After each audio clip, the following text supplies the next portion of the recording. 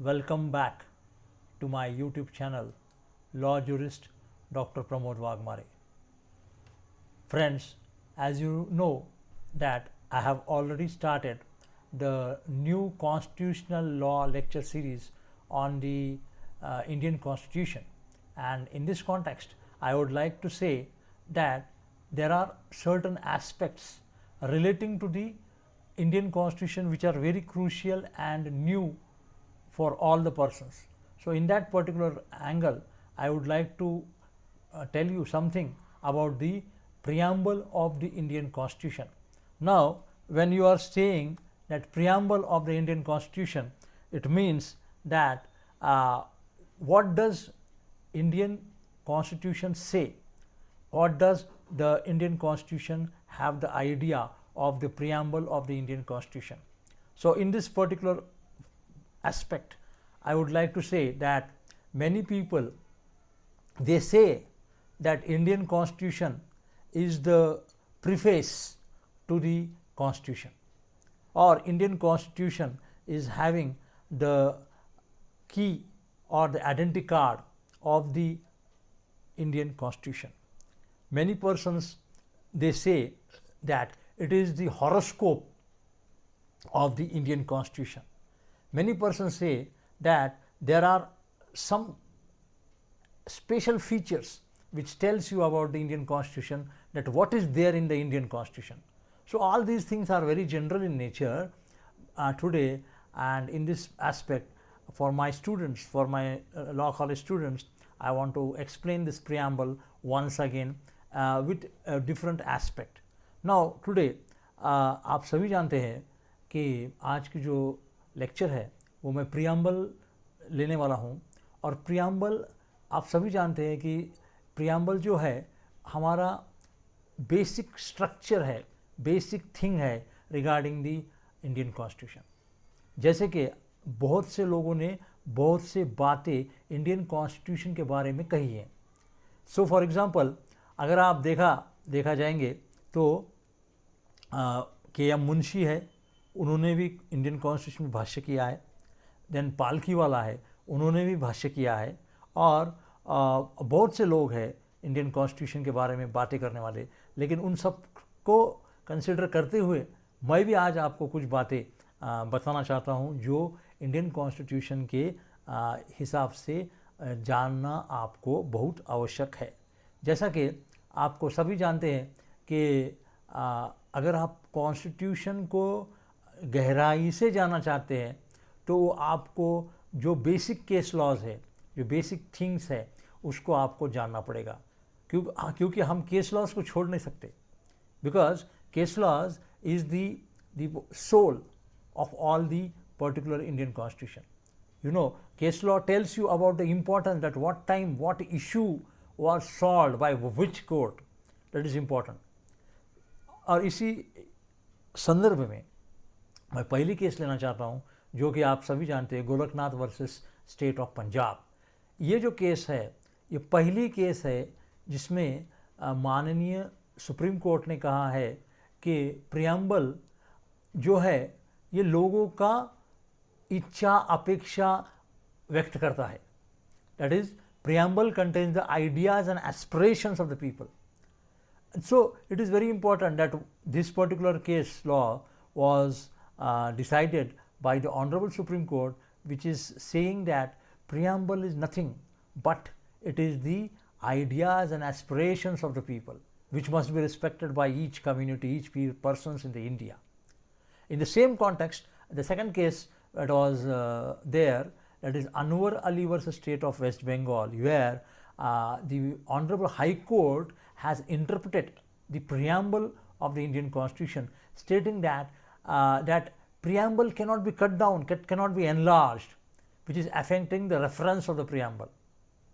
So preamble जो है इसमें किसी भी तरह से काटा छाटा नहीं जा सकता, किसी भी तरह से उसको कम किया नहीं जा सकता, क्योंकि प्रियम्बल एक रेफरेंस है. प्रियम्बल का एक प्रियम्बल जो है ये कॉन्स्टिट्यूशन का रेफरेंस है, और इस हिसाब से आपको प्रियम्बल जो है बहुत गहराई से उसका अध्ययन करना पड़ेगा. और उस अध्ययन करते करते आपको बहुत से नए नए बातें आपको इसमें मालूम हो सकती है।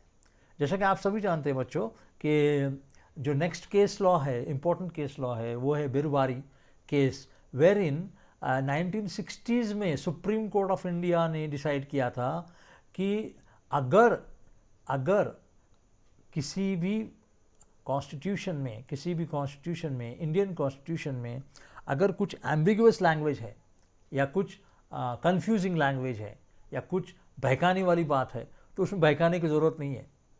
आपको कॉन्स्टिट्यूशन के हर चीज़ को इंटरप्रेट करना पड़ेगा। और इसीलिए इसमें कहा गया है कि जो लैंग्वेज है किसी भी स्टैट्यूट का, वो आपको कंट्रोल नहीं किया जा सकता प्रियम्बल से। So preamble is just the identity card, preamble is the horoscope, preamble is the identity, preamble is the preface, preamble is the soul, and preamble is the whole and soul of the Indian Constitution, where you can highlight each and everything. So for example, in this another case law, that is Re-President of India 1960, where the preamble, the Supreme Court of India has highlighted that preamble can never be regarded as source of substantive law conferred on the government. So आप सभी जानते हैं कि जो Indian constitution है या किसी भी स्टैट्यूट है, ये दो भागों में विभागा जाता है, एक तो सब्सटेंटिव लॉ और दूसरा प्रोसीजरल लॉ। सो दोनों एक दूसरे को पूरक है। सब्सटेंटिव लॉ को हम छोड़ नहीं सकते और प्रोसीजरल लॉ को पकड़ नहीं सकते, या प्रोसीजरल लॉ को हम छोड़ नहीं सकते और सब्सटेंटिव लॉ को पकड़ नहीं सकते, ऐसी बात है। तो इसमें आपको दोनों को जकड़ के रखना पड़ेगा, substantive law and procedural law को। और वो काम किसका है? वो काम है यहाँ के भारतीय गवर्नमेंट का, कि दोनों को हैंड टू हैंड ले चला जाए। हैंड टू हैंड आपको दोनों को लेके जाना पड़ेगा, तब जाके भारतीय मूल के जो निवासी है इनको आप जस्टिस दे पाएंगे। इसी संदर्भ में आप जो नेक्स्ट केस लॉ आप मैं बताने वाला हूँ, जो है Kesavananda Bharati versus state of Kerala 1973 का बहुत ही इंपॉर्टेंट केस लॉ है, जिसमें माननीय सुप्रीम कोर्ट ने कहा है कि preamble is interpreted with regard to the constitution, means whatever is read in the constitution that should be interpreted according to the constitution only. So हम किसी भी वक्त को, किसी भी टाइम को कॉन्स्टिट्यूशन में प्रियम्बल को छोड़ नहीं सकते हैं, क्योंकि प्रियम्बल हम उसको हाईलाइट करके प्रियम्बल को मैं बता सकते हैं कि इसमें क्या क्या चीज़ें हैं। ये आपको प्रियम्बल बहुत ज़रूरी चीज़ है। और इसी बात को आगे बढ़ाते हुए हम नेक्स्ट केस लॉ देखना चाहते हैं, जो कि Golaknath versus state of Punjab 1967, जहाँ के सुप्रीम कोर्ट ने कहा है, माननीय सुप्रीम कोर्ट ने कहा है कि आपको अगर किसी स्टैट्यूट में या कॉन्स्टिट्यूशन के किसी भाग में कुछ एम्बिगुअस या कुछ कंफ्यूजिंग या डबल मीनिंग इंटरप्रिटेशन होता है, तब आपको जो मीनिंग भारतीय मूल के निवासियों के हित में है वो आपको एक्सेप्ट करना पड़ेगा। That is known as also called as the beneficial construction of any statute.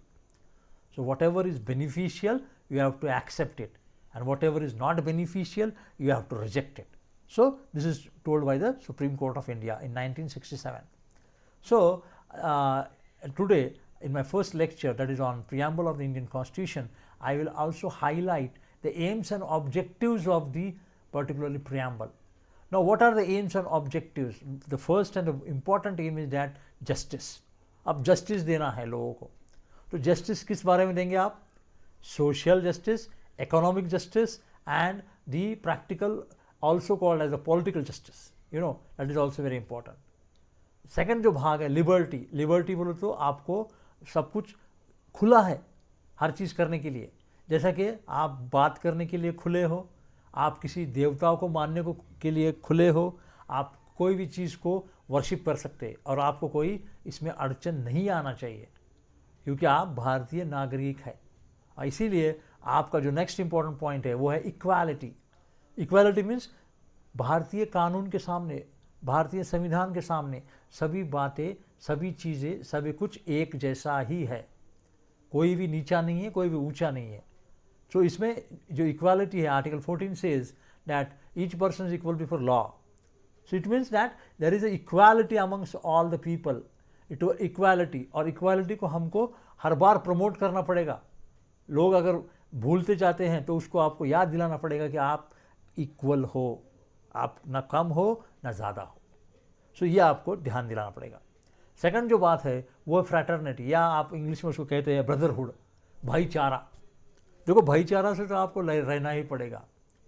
अगर आप भाईचारे से नहीं रहते हो या अगर आप भाईचारे से नहीं रहना चाहते हो तो वो बहुत बड़ी प्रॉब्लम हो जाएगी, जिसमें आपको भारत की जो अखंडता है वो आपको एकजुट रखना है. That is the main aspect, that is the integrity of the nation. और ये आपको आपकी बातों से सिद्ध करना पड़ेगा कि आप ब्रदरहुड को मानते हो. तो my all viewers, friends, all my students, I would like to tell you that this is my first lecture. The next part of the preamble I will be connecting the second part, that is lecture 2, and that will be on the next Wednesday. And after all, I want to request you all that please subscribe my YouTube channel Law Jurist Dr. Pramod Wagmare, and don't forget to put the bell notification icon. Okay, so please subscribe my channel. Thank you one and all.